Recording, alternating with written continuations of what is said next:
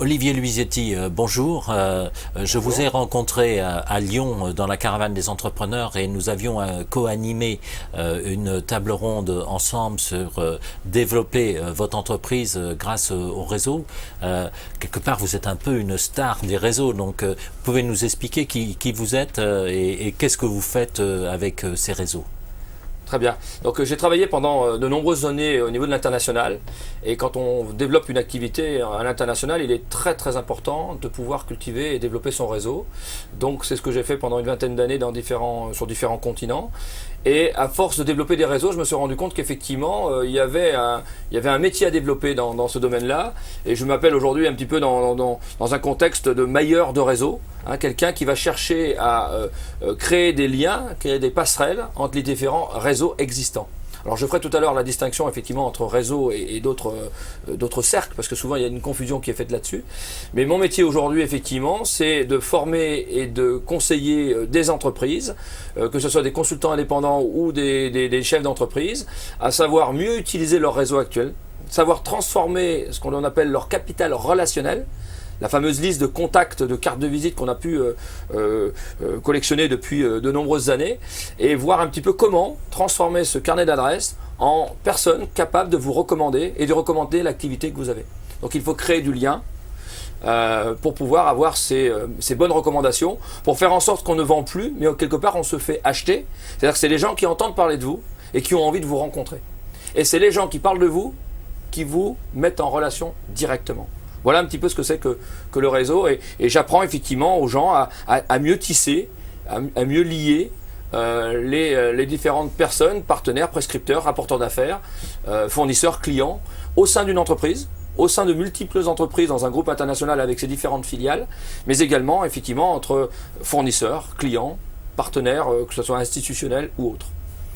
Donc c'est l'agence BAO, bouche à oreille, que vous êtes Exactement. en train de réinventer. Exactement. Donc, étant donné que pour que ça fonctionne, il faut quand même que soit la personne, soit le produit qu'on promeut, soit de bonne qualité. Parce que bon, on a l'habitude de dire que lorsqu'il y a un client est satisfait, il en parle à 3, et un client mécontent va en parler entre 10 ou 12 personnes.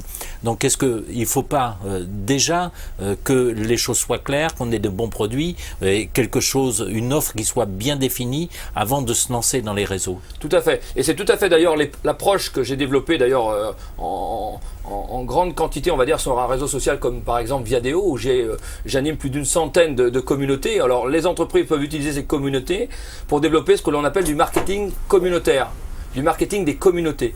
C'est-à-dire qu'effectivement, une entreprise a tout intérêt à animer des clients satisfaits dans leurs produits, qui vont répandre le bon message auprès de toutes leurs relations.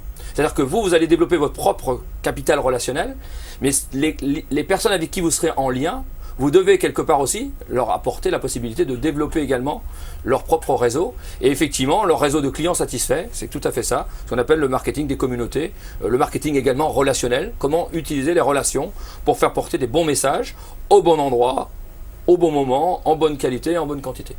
Et en même temps, on surveille, puisqu'en fait, ce sont nos proches qui sont garants, quelque part, de notre image et de nos messages. Alors, question peut-être idiote, ça remplace la publicité, ça remplace le démarchage, ça remplace la communication, ce système de réseautage, ou ça vient en complément? Alors je dirais que ça booste les activités traditionnelles de démarchage classique dans les entreprises par le téléphone, des rencontres dans des salons, dans le média radio, télévision, magazine. C'est du hors média, c'est clair. Mais je pense que cette action va vraiment booster les actions classiques qui existent. Ça peut faire lire plus de magazines, ça peut faire mieux écouter la radio. Donc pour moi, c'est quelque chose en plus et qui doit être très complémentaire aux autres activités. Elle ne remplace en rien, je pense qu'elle facilite les autres moyens de communication. Et dans l'entreprise, qui doit réseauter? C'est le patron, c'est les cadres, c'est tout le monde. L'idéal, je pense que c'est tout le monde, non? Je pense que c'est tout le monde, effectivement. Il faut qu'il y ait réellement dans l'entreprise le souhait de développer cette culture réseau, de la personne qui s'occupe de l'accueil jusqu'à la direction générale. Il faut effectivement avoir cet esprit réseau, toujours se soucier de passer le bon message, de soigner son message à une personne en se disant demain, il faut qu'elle puisse nous recommander. Donc effectivement, les salariés sont les premiers concernés pour pouvoir promouvoir dans leurs activités associatives, culturelles et autres, la bonne image de notre entreprise. Alors, BAO, l'agent bouche à oreille, maintenant est sur Internet. Est-ce que c'est compatible les réseaux locaux, vraiment le one-to-one, le réseau personnel, on fait une petite tache d'huile au fur et à mesure, on agrandit le cercle. Est-ce que c'est compatible avec l'utilisation sur Internet qui permet d'avoir des tâches beaucoup plus importantes, d'agréger des personnes de manière plus significative, sans la contrainte de temps, sans la contrainte géographique, sans la contrainte de lieu. Donc, comment vous y prenez là Alors, ça revient un petit peu à ce que vous me disiez aussi tout à l'heure sur le marketing communautaire. Revenons à la définition que je donne du réseau. Le réseau, c'est un ensemble d'individus qui sont fédérés par leur centre d'intérêt commun. Et ça, c'est très important. Et qui vont échanger, coopérer. Donc, dans un village, dans un petit département, des gens qui veulent coopérer avec des gens qui ont le même standard commun, c'est pas facile parfois de trouver ce genre de choses. Alors que quand on utilise Internet, on peut plus facilement animer ces communautés avec un grand nombre de personnes. Et surtout, ce qu'apporte la définition d'un réseau, c'est-à-dire c'est donc une structure très informelle où effectivement il n'y a aucunement de structure, d'organisation. Ce sont les gens qui librement se mettent en contact. Et donc chacun va prendre de l'initiative. C'est tout à fait différent de ce qui existe dans les associations classiques qui sont structurées, avec chacun un rôle formel, où chacun va avoir un sentiment d'appartenance à une structure et où parfois l'information ne circule pas aussi rapidement que ne peut l'être dans un réseau. L'intérêt effectivement de l'Internet, c'est d'avoir accès à des informations très rapidement, de pouvoir les échanger. Alors par contre, il faut tout de suite dire, parce que c'est vrai qu'on a parfois ce genre d'interrogation, cultiver son réseau, c'est moitié-moitié, c'est-à-dire c'est les réseaux virtuels et c'est les réseaux réels. C'est-à-dire qu'il faut trouver toujours des opportunités de rencontrer des gens par Internet, par ces réseaux sociaux, mais également de participer à des soirées de club business, à des soirées thématiques sur différents centres d'intérêt. L'un nourrit l'autre dans tous les cas. Donc on verra tout à l'heure dans une autre formation comment organiser effectivement une soirée réseau physique. Alors, pouvez, pour ceux qui ne connaissent pas bien, nous décrire très rapidement les principaux réseaux que l'on a sur Internet et qui fonctionnent en France. D'accord. Alors, il y a principalement effectivement sur Internet ce que l'on appelle les réseaux sociaux professionnels. Vous avez aujourd'hui, on va dire, 5 grands réseaux. Vous avez donc Viadeo, vous avez Synergie, vous avez Crossing, vous avez LinkedIn, et vous avez aussi aujourd'hui, qui est en train de rentrer sur le marché, dans le domaine professionnel, par exemple Facebook. Donc ça sont des réseaux effectivement qui sont très variés, qu'il faut savoir choisir en fonction de ses objectifs, car la bonne question qu'on doit toujours se poser, c'est a-t-on un bon réseau? Et qu'est-ce qu'un bon réseau? À cela je réponds tout de suite, un bon réseau, c'est celui qui répond à ses objectifs. Donc il est très important de se poser cette question, quel réseau j'ai besoin pour atteindre quel objectif? Et en fonction de cela, si je veux par exemple développer à 80% mon activité à l'international, le réseau par excellence pour ceci, ça va être LinkedIn par exemple. Si je veux développer mon réseau vraiment, principalement dans les communautés francophones, dans un réseau très professionnel, ça va être Viadeo. Si je veux moins de monde, mais plus qualitatif encore, je vais utiliser Synergie. Si je veux être plus sur le monde allemand et pays de l'Est, je vais utiliser Croxing. Donc vous voyez, il y a déjà que sur la partie géographique, mais ensuite il faut aller voir sur chacune de ces plateformes les différentes spécialités. Sur par exemple Viadeo, vous avez 7000 forums, 7000 communautés qui sont organisées. Si vous êtes vous intéressé pour l'activité d'œnologie ou vous voulez promouvoir la communication, vous irez voir dans ces 5 réseaux quels sont les réseaux qui ont le plus grand nombre de forums, de hubs sur l'activité qui vous intéresse. Et vous irez également identifier quelles sont les têtes de réseau, qu'on appelle les power networkers, c'est-à-dire les gens qui ont vraiment un rayonnement important, qui vont avoir plus de 10 000, plus de 20 000 contacts directs sur ces plateformes, et qui sont dans votre spécialité. Donc il faudra, on le disait tout à l'heure, il faudra avoir la capacité effectivement d'identifier ces personnes, trouver le moyen de les approcher par le biais du réseau et des recommandations, leur passer les bons messages, et en permanence créer du lien pour qu'ils aient envie de promouvoir votre activité auprès de leur réseau. Donc il est vrai qu'effectivement, les réseaux, c'est pas nouveau. Aujourd'hui, avec les outils informatiques, c'est devenu une jungle immense. Et donc, il faut apprendre à avoir la bonne boussole pour savoir exactement vers quel cap on veut aller, pour qu'on ait ce qu'on appelle également une congruence, c'est-à-dire qu'on ne se retrouve pas un jour sur un réseau qui ne correspond pas du tout à vos objectifs, parce que ça va plutôt nuire à votre image de marque et vous empêcher de progresser. Et là, vous allez vous rendre compte que les gens ne parlent pas de vous, puisque finalement, ils ne sont pas de votre monde, parce qu'ils ne sont pas dans le domaine dans lequel vous devez porter vos messages. Est-ce que les retours ne sont pas très très lents en définitive? Est-ce qu'il ne faut pas énormément investir en temps, en donner du contenu, se mettre un petit peu à poil pour avoir un retour sur les réseaux? Est-ce que le jeu en vaut vraiment la chandelle? Alors le jeu bien sûr en vaut la chandelle, mais je le fais tout le temps d'ailleurs, j'ai des origines agricoles, familiales du Cantal, et je voudrais prendre une métaphore sur l'agriculteur qui cultive son champ de blé. Quand il sème, et on sait qu'il sème, et il passe beaucoup de temps sur son champ, il sait très bien qu'il ne va pas récolter le lendemain, ni le surlendemain. Donc le réseau, c'est pareil. Effectivement, je dis toujours, pour réussir un réseau, il faut être raisonnable, c'est au moins 9 mois, c'est 12 mois, pour pouvoir vraiment avoir des appels entrants, comme on dit, c'est-à-dire que ce soit les futurs clients qui vous contactent. Il faut effectivement prendre le temps de semer, de creuser son sillon avant de récolter et avant de moissonner. Donc là, c'est clair. Je le dis également dans l'approche que l'on doit faire des gens, il faut aussi respecter leur rythme, leur biodiversité.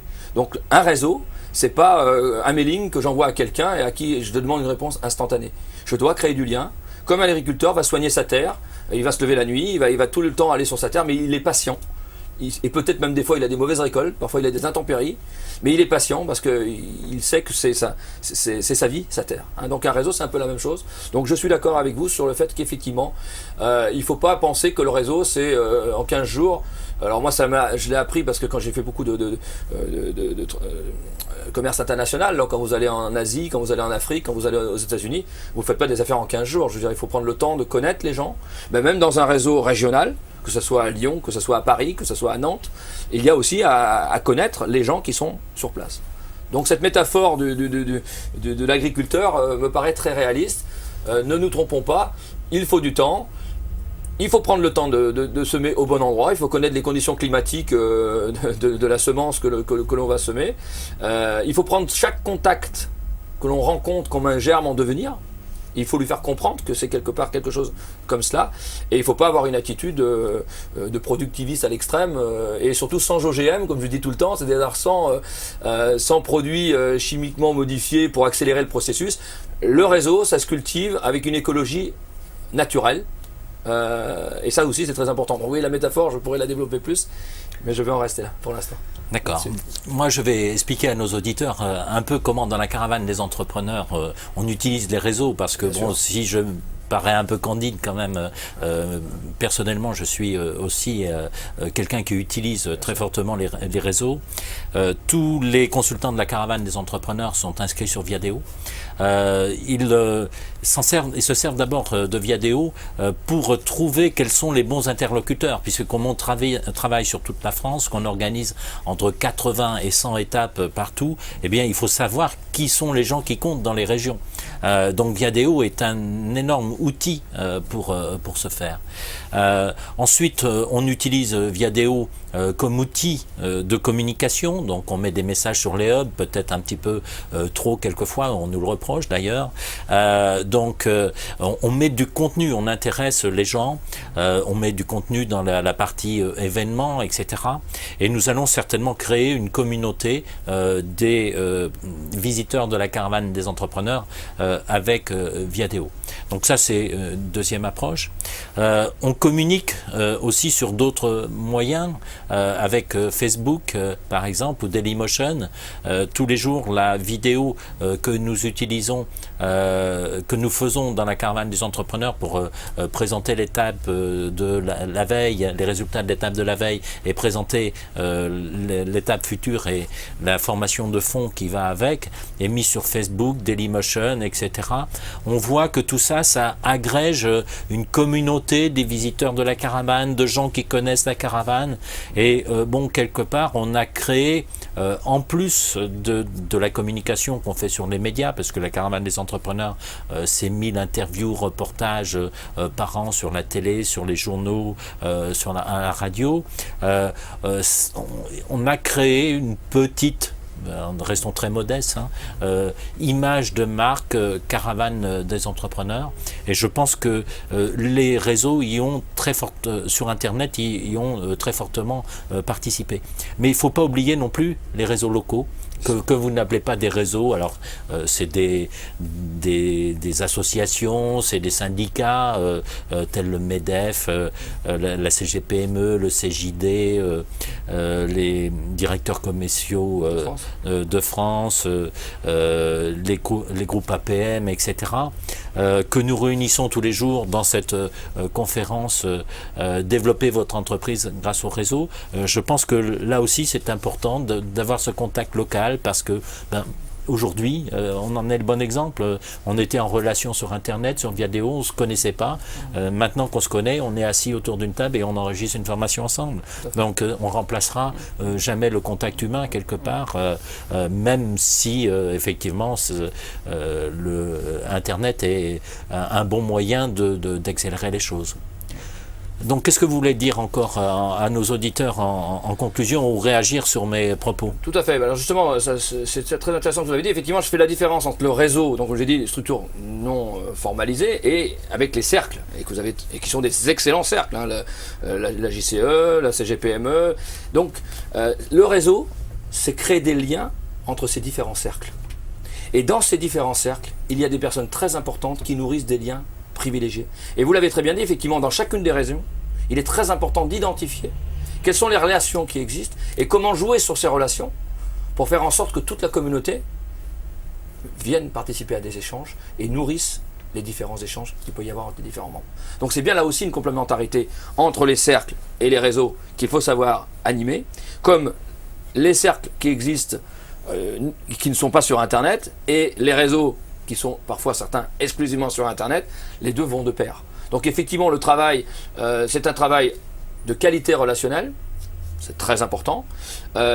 C'est vrai que ce n'est pas des envois directs de messages à des gens qu'on ne connaît pas, donc c'est pour ça que là, quelque part, le marketing direct avec le réseau, parfois, c'est des fois difficilement compatible. C'est effectivement plutôt chercher, vous l'avez dit, des têtes de pont, des têtes de réseau, qui vont, eux, communiquer à leur communauté. Attention, on voudrait vous envoyer un message, on vous l'envoie. Vous voyez ce que je veux dire? Donc ça crée effectivement, on joue notre rôle en fait de réseau indirect. Ces gens-là acceptent de recevoir nos messages s'ils en sont informés, mais c'est vrai que des fois ils perçoivent mal de recevoir en direct des messages. Et je pense que, là on parlait pour la constitution d'un réseau, mais pour une entreprise qui veut promouvoir son produit, ça peut être la même chose. Les systèmes d'affiliation qui existent aujourd'hui sur Internet, pour qu'un site Internet accepte de publier une bannière d'un autre site, là aussi, c'est pas je lui envoie et puis j'attends qu'il me réponde. C'est on va avoir là aussi à créer des liens, à créer une communauté, on pourrait dire. Je pense que l'idée est très intéressante de parler de communauté, caravane des entrepreneurs, de réseau social, de caravane des entrepreneurs. Ça a vraiment du sens. Et là, je vous encourage effectivement, et je souhaiterais effectivement participer à cette belle aventure d'un réseau social caravane des entrepreneurs. Ok, merci Olivier. Donc BAO est une agence qui a encore beaucoup d'avenir. Tout à fait. Donc je vous insiste à travailler avec elle ou pour elle, puisque vous avez bien compris qu'en définitive, dans l'agence BAO, vous êtes le premier vecteur de communication.